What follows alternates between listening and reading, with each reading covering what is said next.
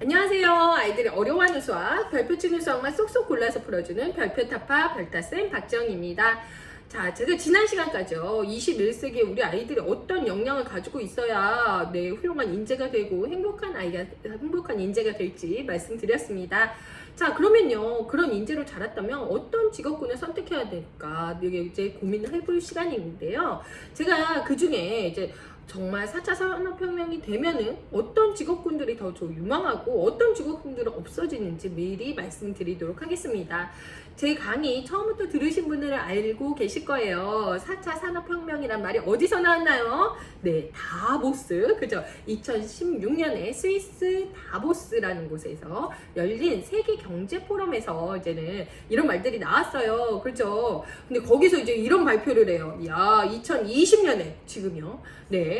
710만 개, 쓸데없네요. 710만 개의 일자리가 없어지고 200만 개의 일자리가 새로 생길 것이다. 즉 계산하면요, 얼마가 없어지는 거예요? 510만 개의 일자리가 없어진다는 거예요. 그러면 이 710만 개가 어떤 일자리들이며 200만 개가 어떤 것들인지를 저랑 한번 보도록 하겠습니다. 그리고 또 하나 또 말씀드린 거 있어요. 지금 우리 아이들 초등학교 6학년까지 다니는 아이들은요, 나중에 65% 직업들이요, 다 바뀌어요. 이 직업 중에 65%는 다 바뀐다는 거예요. 네, 우리가 아는 직업이랑 65%가 달라진다는 뜻이거든요.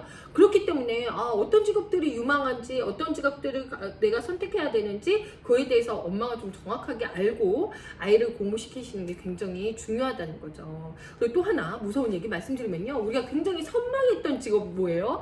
의사, 변호사, 회계사 이런 직업들이잖아요. 그런데 2017년도에 기획재정부에서 발표를 합니다. 의사의 94%, 변호사의 94%, 그리고 회계사의 40%가 어떻게 해요? 로봇이나 인공지능이 대체될 것이다 라고 얘기해요. 그렇기 때문에 이 직업을 선택하는 거 너무 중요해요. 야, 의사도 94%가 없어진대, 그죠? 네, 그런데 제가 어떤 내용으로 말씀드릴지 잠깐 보도록 하겠습니다. 제가 어떻게 설명드리면 더 편할지 고민을 했어요. 하나부터 10까지 다 얘기 드리고 싶고 그죠? 그래서 욕심 많은 별타쌤이 이렇게 그래프를 하나 준비했습니다. 근데 먼저 양해 부탁드릴게요. 제가 이제는 이거를 숙련도에 따라서 직업을 나눴어요. 전문직이랑 단순직이라고 나눴는데, 단순직이라고 중요하지 않은 일은 아니에요. 그죠? 단순직이라고 하찮은 직업이라고 얘기 드린 거 절대 아닙니다. 네, 그거 양해 부탁드리고요. 이것보다는 단순한 숙련이 덜 돼도 되는 일이라는 표현을 한 거니까 이해 부탁드립니다. 모든 직업이 다 소중하죠. 그죠? 꼭 양해 부탁드려요. 네, 보겠습니다. 이쪽 보시면요. 이쪽 세로선이 뭐냐면요, 숙련 수준이에요. 연습을 많이 해야 되는 것들이 위에 전문직들이고요. 연습이 조금 필요 없어요. 그러면 단순직이라고 제가 그냥 표현했고요.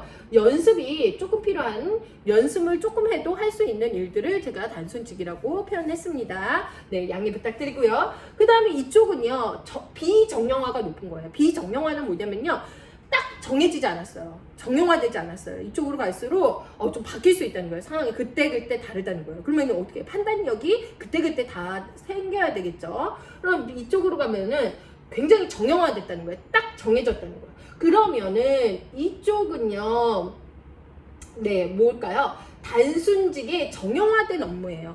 단순하고, 그러니까 업무를 금방 익힐 수 있고, 그리고 딱 정해진 업무를 이쪽 분면에 놨어요. 네, 이해되시죠? 그러면 이쪽은 뭘까요? 전문적인데 딱 정해져 있어. 전문적인데 이렇게 틀이 변하지 않는다는 거예요. 일의 틀이 변하지 않고 딱 그것만 하면 돼요. 그런데 숙련은 필요한 거예요. 한번 정해지면 그냥 쭉 나가는 거. 어렵지 않으시죠? 네, 그 다음에 이 위에는 뭐냐면요, 전문직인데 비정형화예요. 전문성이 있고 또 그때 달라. 그때 사고가 필요하고 생각이 필요하고 딱 이렇게 정해져 있지 않은 거를 이 전문직 비정형화라고 한다. 그럼 이 밑에는 뭐냐면요, 단순직의 비정형화예요. 네, 단순한 업무지만 숙련 수준은 낮아요. 단순한 업무지만 어떠냐? 비정형화라는 거예요. 단순하지만 그때그때 달라요. 네. 그때그때 내가 알아서 해야 되는 거예요. 이렇게 4분면으로 나누어 보았어요. 자, 그러면은 4분면으로 나눴을 때 어떤 일들이 있는지 한번 볼게요. 내 일은 어떤 일들인가 한번 보도록 하겠습니다.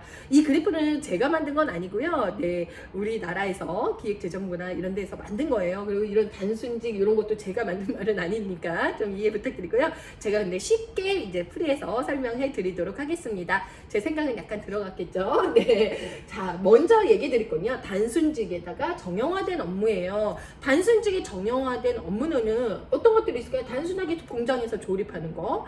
네. 그리고 어떻게 계산 및 출납. 이마트에서 띵띵 하고 찍고 나왔을 때 계산 및 출납이라든가 은행 갔을 때 앞에서 네, 출납해 주시는 분들이 있었잖아요. 네, 그런 거. 그리고 요금 수납. 이것도 같은 의미죠. 그 다음에 상담해 주시는 상담원들. 그 다음에 군인 아저씨들, 배송기사, 음성기사. 물론 이런 분들도 굉장히 중요한 업무를 하고 계시지만 숙련 수준이나 그리고 정형화되어 있다라고 생각하시면 돼요.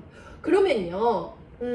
이 위에 있는 업무들은 뭐냐면요. 네, 회계 사무 뭐예요? 이렇게 단순하게 이제는 공부는 해야 되나 항상 정형화된 회계 사무나 그리고 법률 사무, 네, 판례를 분석한다든가 내가 어떤 일이 딱 생겼어요. 그러면 이 판례 쭉 분석한다든가 번역해 주는 일, 그리고 영상 의학 이 영상을 보고 분석을 하는 거예요. 이 영상 분석하는 것도 정형화된 업무 맞죠? 그 다음에 치기공사 이빨의 틀을 딱 네, 해가지고 이런 틀에서는 이런 모양을 만든다. 이것도 정형화됐어요. 그렇지만 전문적인 지식은 좀 필요한 업무다. 그래서 위에 있고요. 자, 전문직의 비정형화된 거 연구 개발. 그때 달라요. 요렇게 해내다가 이 바이러스가 생겼는데 요번에 또 다른 바이러스가 생겨요. 그리고 공정관리, 그리고 설비 유지 같은 것도 어때요? 기술도 필요하지만 여기가 구멍이 새는지 여기가 새는지 이런 것들도 되게 중요하잖아요. 그 다음에 법률 전문가들, 그리고 이런 판례가 있지만 이런 상황에서는 어떻게 변론을 해야 되는지. 네, 이거랑은 약간 틀려요. 법률 사무랑은요. 그리고 의료, 이거는 그때 다른 굉장히 어려운 의료들이 있잖아요. 네, 그런 의료 말씀드리고요. 그 다음에 단순직의 비정형화, 큰 기술은 필요하진 않지만 그때 달라요. 예, 홍두깨살이 여기까지 있는 데가 있고요. 여기까지 있는 소가 있잖아요. 네, 그렇기 때문에 요거 같은 경우는 정육가공 같은 경우도 사실 비정형화다. 그러면은 청소, 간병, 육아 이런 것도 어떻게 해요? 그때 달라요. 여기가 들어올 수도 있고 아기가 밥 줬는데 울을 수도 있고요. 그죠? 네, 간병도 마찬가지입니다. 그래서 이런 단순직의 비정형화까지 말씀드렸어요. 그럼 이 4분면 중에 누가 가장 기술 대체, 로봇이나 컴퓨터, 인공지능 기술로 네, 기술 대체 가능성이 가장 빠른 게 무엇일까요? 네, 맞습니다. 예, 1번. 바로 단순직의 정형화된 업무들은 벌써 로봇이 이것들은 지금 우리 현재를 샀는데 2020년도잖아요. 벌써 다 이것들은 지금 많이 움직이고 있어요. 그 다음에 두 번째는 뭐냐면 네, 전문직의 정형화된 전문직이더라도 정형화된 거는 로봇들이 쉽게 바꿀 수 있다는 거예요. 네, 빅데이터에 의해서 법률 사무 같은 판례도 쭉 뽑아낼 수 있다는 거예요. 전문직이긴 하지만 단순직의 비정형화보다 더 기술 대체 가능성이 높다는 거예요. 그 다음이 3번이고 이거는 그때 다르는 비정형화가 사실은 굉장히 어렵다는 거예요. 로봇이나 기계 대처하기에는. 그 다음에 전문직에다가 비정형화가 가장 어려운 대체의 가능성이 가장 낮은 거죠. 네. 그래서 가장 빨리 위험한 직업이 여기예요. 그죠? 벌써 많이 바뀌었어요. 그죠? 예를 하나 들어볼게요. 단순 조립은 로봇들이 이미 지금 다 하고 있고요. 그 다음에 계산 및 출납, 네, 땡마트 가시면, 요기마트 가시면 어때요? 네, 벌써 계산원 없이 띡띡 하는 거 지나갈 때 많이 있으시죠? 그게 점점 늘어나더라고요. 그런데 아마존고에서 지금 시범 운영 중에 있는데요. 거기는요, 아예 사람이 없어요. 그래서 물건을 내가 딱 이렇게 선택을 했어요. 선택을 했어요. 그러면요 게이트를 딱 통과하잖아요. 그러면 게이트를 통과하면 얘가 바코드를 딱 인식해요. 그러면 내가 카드가 있잖아요. 카드를 먼저 거기에 등록을 해놓겠죠. 등록된 카드에서 그냥 인출되는 거예요. 네, 훨씬 뭐 이거 하나 찍찍 찍을 필요도 없어요. 아마존고에서 지금 그거를 하고 있거든요. 시범 운영 중이에요. 굉장히 잘 돌아가고 있다고 해요. 그러니까 사실 이런 출연화분이나 이런 것도 이제 곧 없어질 직업이고요. 요금 수납 이런 것들도요. 다 우리 ATM기로 지금 하고 있으시잖아요. 네, 인터넷 뱅킹이나 이런 걸로 다 하고 있기 때문에 네, 이런 단순에 장형화된 업무들이 좀 빨리 없어질 것이다. 그 다음에 배송 운송기사 같은 경우는요. 테슬라에서 이번에 자율운행 트랙을 만들었어요. 자율운전 트럭은 어떨까요? 자율운전 트럭. 얘는요, 24시간 운행할 수 있어요. 그리고요, 일주일 내내. 우린 지금 업무 시간 동안 또 쉬어야 되고 밥도 먹어야 되고 그러잖아요. 얘는요, 네, 24시간 7일을 이렇게 다 운행할 수 있다는 거예요. 이건 지금 정부 허가 승인이 지금 떨어졌습니다. 그리고 상담원 같은 경우는 어때요? 지금 다 챗봇으로 하고 있죠? 예, 챗봇으로 하고 있고요. 군인 같은 경우도 위험한 거 들어가지 않아요. 드론들이 다 알아서 하고 있어요. 네, 그러기 때문에 이런 단순직 정형 업무는 지금 2020년에도 벌써 없어지고 있는 직업입니다. 네, 조금 이해되셨나요? 자, 오늘은 여기 단순직 정형화까지 말씀드리고요. 다음 시간에 2번, 3번, 4번이랑 우리 아이가 그러면 새로 200개가 생겼다 그래. 210만 개가 생겼다는데 200만 개가 생겼다는데 200만 개가 어떤 일자리고 어떤 일자리가 유망한지 다음 시간에 말씀드리도록 하겠습니다. 그럼 별표 탑탑!